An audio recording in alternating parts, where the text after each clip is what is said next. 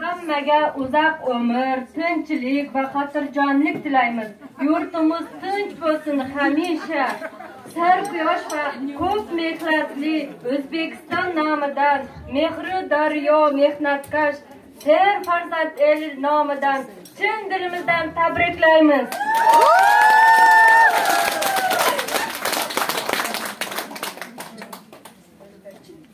O'zbek millat oqibatlari sizlarning oldingizlarga. Xonqo, Xotinman, Ko'kcha va Qoqiladi.